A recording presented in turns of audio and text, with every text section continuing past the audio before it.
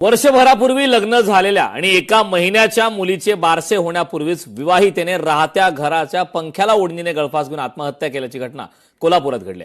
अस्मिता प्रतीकसिंह काटकर असं मृत महिलेचं नाव असून हुंड्यासाठी वारंवार त्रास आणि वंशाचा दिवा झाला नाही म्हणून विवाहितेचा छळ केल्याचा उघड झालाय। या प्रकरणी कोल्हापुरातल्या राजारामपुरी पोलीस ठाण्यात गुन्हा दाखल झालाय। मात्र हुंडाबळीच्या घटनेने कोल्हापूरचं आता हे चांगलंच प्रकरण तापलंय, त्यामुळे कोल्हापूर चांगलंच हादरून गेलंय। पाहूया त्या संदर्भातला एक स्पेशल रिपोर्ट।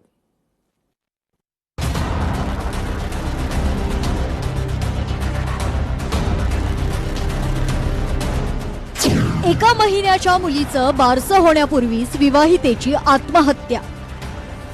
वंशाचा दिवा झाला नाही म्हणून विवाहितेचा छळ केल्याचं उघड। राजश्री छत्रपती शाहू महाराजांच्या नगरीतील घटनेनं खळबळ।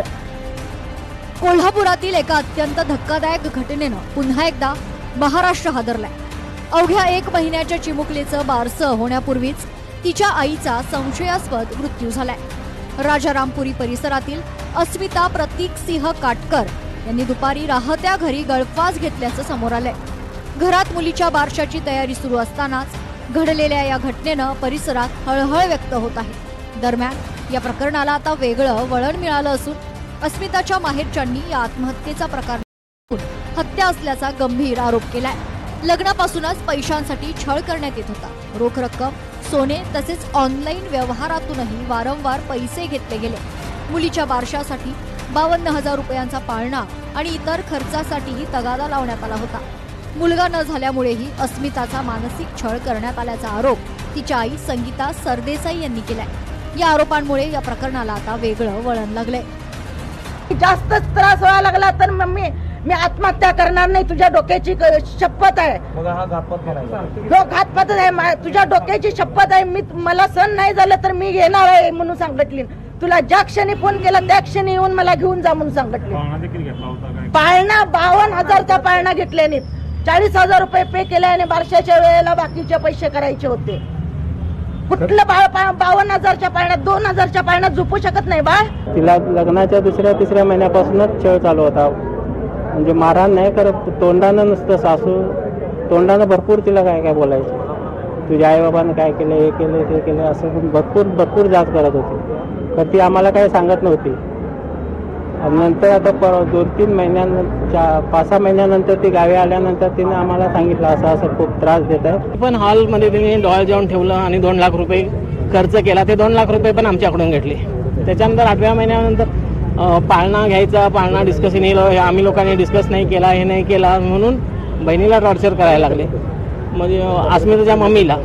त्यामुळे ती बोलली ठीक आहे, काय असेल ते तुम्ही घ्या पाळणा, आम्ही देतो पैसे। तो त्यांनी जाऊन 52,000चा पाळणा केला। तो 52,000चा पाळणा तिचे पण पैसे पेड केले या लोकांनी।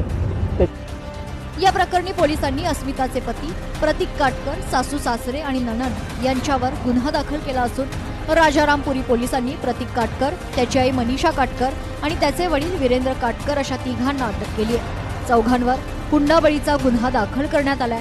या प्रकरणाचा अधिक तपास राजारामपुरी पोलीस करतायत। सासरचे व्यक्ती तिला वारंवार पैशाची मागणी करत होते आणि तिला मुलगी झाली म्हणून तिचा छळ करत होते। मानसिक आणि आर्थिक छळ तिचा झालेला आहे आणि या छळामुळे तिनं तिच्या सासरच्या राहत्या घरी आत्महत्या केलेली आहे।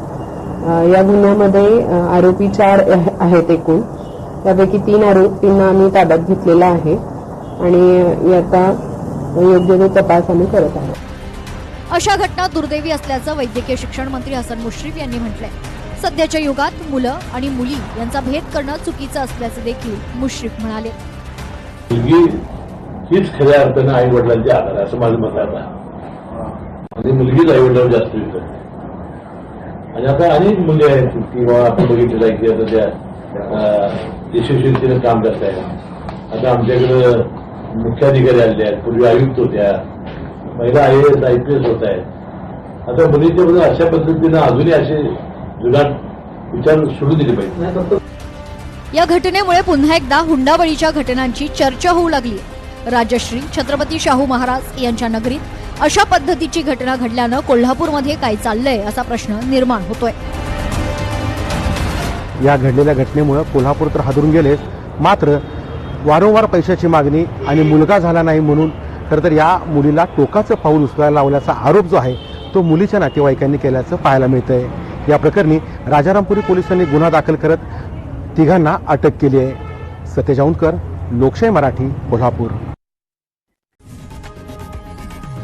लोकशाही मराठी ऐका, पहा, जागरूक रहा.